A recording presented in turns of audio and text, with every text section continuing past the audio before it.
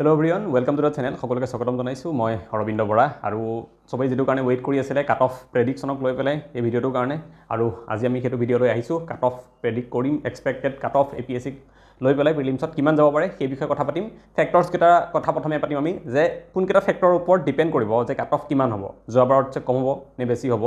এই কথাকেইটা আমি প্ৰথম পাতিম যে ফ্যাক্টৰ কি কি এনে এটা প্ৰেডিকচন কৰিব নোৱাৰি ঠিক আছে হয় যে মই লগৰ 2-4 জনক কল কৰিব পাৰো খুদিব পাৰো কেনেকা গৈছে পৰীক্ষা তাৰ পৰা এটা সৰু আইডিয়া যেটো একদম নেৰো বহুত নেৰো আইডিয়া হ'ব খেল ল'ব পাৰি কিন্তু আসল আইডিয়াটো পোৱা যায় যেটা বহুত বেছি ষ্টুডেন্টৰ পৰা ডাটা পোৱা যায় আৰু সেই ডাটাখিনি আমি পালো অলৰেডি দুদিন সময় ললো কালিয়ে দিছিলো মই কালি দিনটো পালো আমি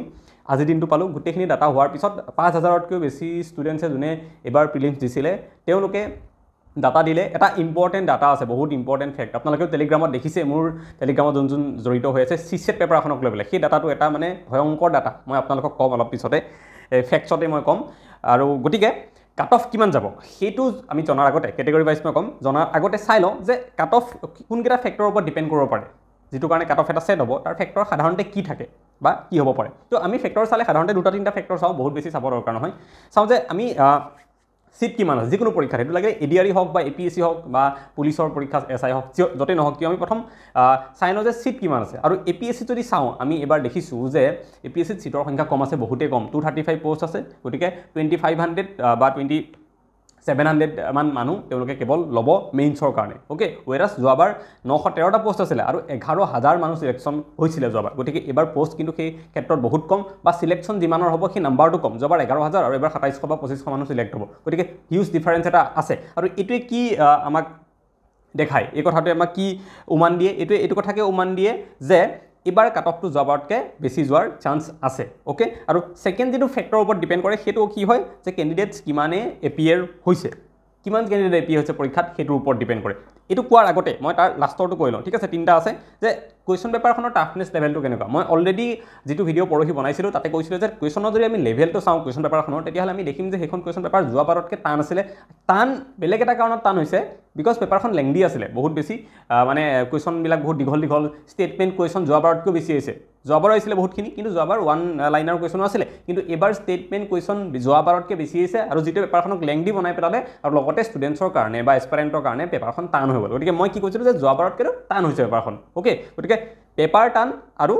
সিটস কম ওকে এটা সিট কম হোৱাৰ কাৰণে মই কি কৈছিলো যে কাট অফটো বাঢ়িব ওকে কিন্তু যেটা পেপাৰখন টান হৈ যায় তেতিয়া কাট অফ কি হয় তেতিয়া কাট অফ কমে গতিকে আমি কি কৰিব লাগিব ব্যালেন্স কৰি চাব লাগিব দুটা বস্তুকে ঠিক আছে আৰু মই হিমানখিনি কথা ভাবি ব্যালেন্স কৰি পেলাইহে কাট অফটো উলাইছো মই ইয়াতে কম আপোনালোকে দেখিব সাইডত কিমান হ'ব পাৰে আৰু এটা ফ্যাক্টৰৰ কথা যে মই কৈছিলো যে ক্যান্ডিডেট কিমান ক্যান্ডিডেট যোৱাবাৰতকে এবাৰ ক্যান্ডিডেট কম আছে ঠিক আছে প্ৰথম কথাটো যোৱাবাৰতকে এবাৰ 3-4000 ক্যান্ডিডেট কম আছে কিন্তু এটা ডাঙৰ ফ্যাক্ট যেটো মই মোৰ টেলিগ্ৰামত দেখা পালো পোল কৰি পেলাই যে সিসেট পেপাৰখনক লৈ পেলাই সিসেট পেপাৰখনত মই যেটো টেলিগ্ৰামত পোল কৰিছিলো হেতু ইয়াতে লাইভ আছে এতিয়াও টেলিগ্ৰামত পোলটো দিয়া আছে হেতু যদি মই এবাৰ আপোনালোকক দেখাও ইয়াৰ পৰা মই দেখাই দিছো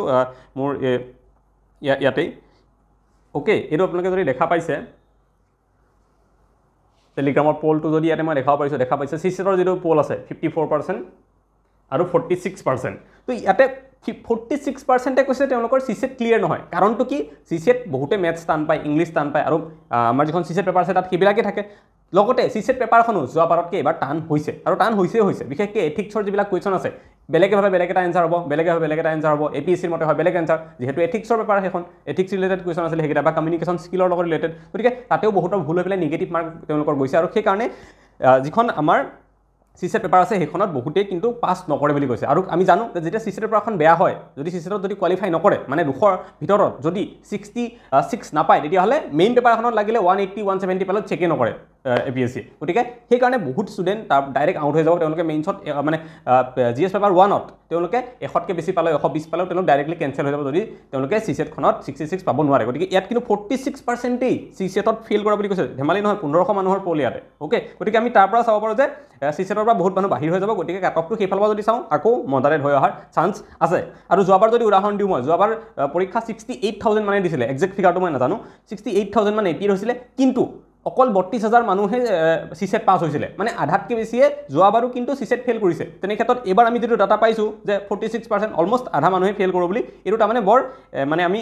লাইটলি ল'ব পৰা ডাটা নহয় এটো সিৰিয়াস ডাটা সঁচাকে এনেকুৱা হ'ব পাৰে গতিকে তেনে ক্ষেত্ৰত কাট অফটো আকৌ মই কি কম কমি যোৱাৰ চান্স থাকিব পাৰে গতিকে আমি পালো কি তিনটা ফ্যাক্টৰ যে আমি চালো সেই তিনটা ফ্যাক্টৰৰ ভিতৰত কম যে যদি কম নাম্বাৰ সিটৰ নাম্বাৰ কম গতিকে আমাৰ কি হ'ব পাৰে কাট অফ হাই হ'ব পাৰে কিন্তু পেপাৰ টান আহিছে গতিকে কাট অফ কম হ'ব পাৰে আৰু চিছেটত বহুতে ফেইল কৰিব গতিকে কাট অফ কম হ'ব পাৰে গতিকে আমি বেলেঞ্চ কৰি চাব লাগিব আৰু এই বেলেঞ্চ কৰি চোৱাৰ পিছত কি ৰিজাল্ট মই পালোঁ বা মই কি ভাবিলোঁ মোৰ গোটেইখিনি এনালাইচিছৰ ভিতৰত 5000তকৈ বেছি ষ্টুডেণ্টৰ মাৰ্কছ যেতিয়া মই পালোঁ তাৰ ভিতৰত আপোনালোকক দেখাইছোঁ এইখন কাট অফ লিষ্ট আপোনালোকে চাব পাৰে ইয়াতে যেতিয়া চাব দেখা হ'ব আপোনালোকে কেটেগৰী ৱাইজ মই দিবলৈ চেষ্টা কৰিছোঁ মোৰ ফালৰ পৰা এগেইন আমি চবেই জানো যে এইটো এটা প্ৰেডিক্টেড মাৰ্কছ হয় ইয়াত এইটোৱে হ'ব বুলি আমি কেতিয়াও ক'ব নোৱাৰোঁ ঠিক আছে গতিকে মোৰ ফালৰ পৰা এইখিনি মই এনালাইজ কৰি পেলাই পালোঁ যে category wise male female wise দিয়া আছে আনৰিজাৰ্ভত যদি চাওঁ মই 82 মেলৰ যাব পাৰে আৰু ফিমেলৰ 77 OBC MOBC হ'লে 70 মেলৰ কাৰণে আৰু 67 ফিমেলৰ কাৰণে ছোৱালীৰ কাৰণে SC যদি চাওঁ শিডিউল কাষ্টৰ তেতিয়াহ'লে 65 মেলৰ কাৰণে ল'ৰাৰ কাৰণে আৰু ছোৱালীৰ কাৰণে 63 যাব পাৰে ST প্লেইনৰ যদি চাওঁ 60 ল'ৰাৰ কাৰণে আৰু ছোৱালীৰ কাৰণে 55 আৰু ST হিলছত যদি চাওঁ তেতিয়াহ'লে ছোৱালীৰ কাৰণে 44 আৰু ল'ৰাৰ কাৰণে যাব পাৰে ইয়াতে 50 কাট অফ তো এইখিনি মোৰ এটা আইডিয়া ঠিক আছে এতিয়া ইয়াত আমি জানো সকলোৱে যে প্লাছ মাইনাছ 2 3 4 5 প্লাছ মাইনাছ হ'ব পাৰে কিন্তু মই ক'ম যে যদিও এইখিনি বুলি কৈছোঁ মই তথাপিও মই এটা কথা অনুৰোধ কৰিম চবকে যে আপোনালোকে নিজৰ কেটেগৰী ৱাইজত ইয়াৰ পৰা 5 নম্বৰ মাইনাছ কৰি দিয়ক ওকে ইয়াৰ পৰা 5 মাৰ্কছ মাইনাছ কৰি দিয়ক আপোনালোকে যোন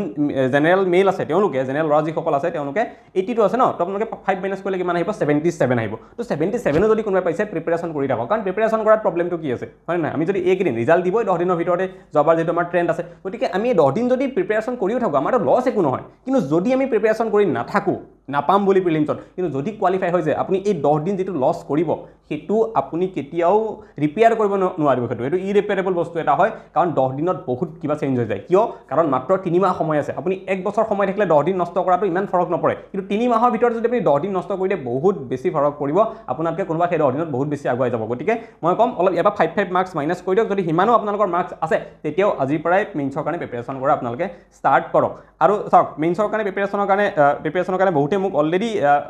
যাৰ মানে মাৰ্কছ 80+ আহি আছে তেওঁলোকে মোক অলৰেডি কৈছিলে বহুতে যে মেইনছৰ কাৰণে যেহেতু 3 মাহত মেইনছ জুলাইত হোৱাৰ চান্স আছে যোৱাবাৰ যেটো পেটাৰ্ন চলিছে সেই হিচাপত যদি হয় জুলাইত এক্সাম হোৱাৰ চান্স আছে মেইনছ গতিকে তেনে ক্ষেত্ৰত এটা গাইডেন্স লাগে বুলি কৈছিলে তেতিয়াহ'লে সেই যদি গাইডেন্স লাগে তেতিয়াহ'লে ক'ৰ পৰা লোৱা ভাল হ'ব যদি কোচিং ল'ম বুলি ভাবে ক্ৰেছ কোৰ্ছ মেইনছৰ কাৰণে এই 3 মাহৰ কাৰণে যদি ল'ম বুলি ভাবে ক'ৰ পৰা লোৱা ভাল হ'ব মোক বহুতেই কুৱেশ্যন কৰিছিলে মই সবকে ৰিপ্লাই দিব পৰা নাই সেইটো যিসকলে মেছেজ কৰিছে গম পায় তো মই ভিডিঅ'ৰ জৰিয়তে কৈ দিওঁ যোৱাবাৰ ময়ো এনেকৈ আছিলোঁ প্ৰিলিমছ মই কোনো কোচিং নোলোৱাকৈ দিছিলোঁ তাৰপিছত মেইনছৰ কাৰণে কোচিঙৰ দৰকাৰ হৈছিলে মোক গতিকে মই মেইনছৰ কাৰণে কোচিং ল'বলৈ গৈছিলোঁ আৰু মই লৈছিলোঁ SPM IS একাডেমীত আৰু আপোনালোকে জানে SPM IS একাডেমীৰ কথা সকলোৱে যাৰ পৰা এবাৰ APSCত 75% মানুহৰ সিলেকশন হৈছে এবাৰ যি 913টা পোষ্ট আছিল 913টা এপইন্টমেন্ট হোৱা নাই কম হৈছে অলপমান কিন্তু যিমান এপইন্টমেন্ট হৈছে যিমানে ৰিজাল্ট পাইছে ৰিজাল্টৰ 75% SPM IS একাডেমী পাইছে মানে 900 ভিতৰত যদি চাও আমি 650 বা 675টা ষ্টুডেন্ট কেৱল গোটেই অসমত SPM ৰ পৰা আৰু বাকি গোটেইখিনি ষ্টুডেন্ট মিলাই পেলাই বেলেগৰ পৰা পাইছে বা নিজে সেলফ ষ্টাডি কৰাই পাইছে গতিকে হিমানখিনি সাকসেস ৰেট SPM ৰ আছে আৰু মেইনছৰ কাৰণে আপোনালোকৰ হাতত সময় কম থাকিব এতিয়া 3 মাহ মান সময় মাত্ৰ থাকিব গতিকে সেই 3 মাহৰ ভিতৰতে আপোনালোকে 27টা নে 26টা সাবজেক্ট আছে আমাৰ মানে আমি যদি ইন্টাৰনেল সিকিউৰিটি বা আৰম্ভ কৰি ডিজাস্টাৰ মেনেজমেন্ট এনভায়ৰনমেন্ট ইকোলজি এই গোটেইবোৰ যদি চাওঁ হিষ্ট্ৰি পলিটি ইকোনমি আসাম এইবিলাকটো আছে Assam polity Assam history Assam economy বেলেগকে আছে গোটেইবোৰ চালে 26টা 27টা সাবজেক্ট আছে এইখিনি ইমান সহজ নহয় ইমান কম সময়ৰ ভিতৰত প্ৰিপেৰেশ্যন কৰা তাতে এবাৰ যেহেতু পোষ্টটো কম আছে গতিকে আৰু অকমান কম্পিটিশনটো মেইনছত টান হ'ব ঠিক আছে গতিকে আপোনালোকে যদি গোটেই মেইনছৰ কাৰণে এটা কম্পেক্ট কোৰ্স বিচাৰে যত সকলোখিনি এই 26টা 27টা সব টপিক পঢ়াই দিয়া হ'ব তেওঁলোকে যিমান পৰীক্ষা ওচৰ চাপি আহিব হিমানে আপোনাক বেছি এংগেজ কৰা হ'ব পঢ়াৰ প্ৰতি আৰু তেনেকৈ যদি আপোনালোকে কৰে সাকসেস হোৱাৰ চান্স থাকিব যোৱাবাৰ বহুত মোৰ লগৰ আছে যোনে ক্ৰেছ কোৰ্সত মেইনছত লৈছিলে তেওঁলোকে এবাৰ সিলেকশন বহুতৰ হৈছে মোৰ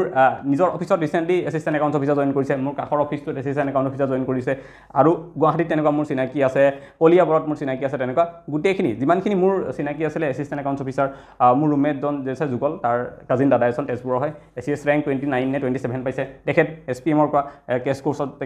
তেখেতক খুৰুতে যুগলে খুদিছিলে ঘৰলে পৰা লক কৰিব গৈছিলে মাঘাটৰ লগত তেতিয়া কৈছিলে যে মই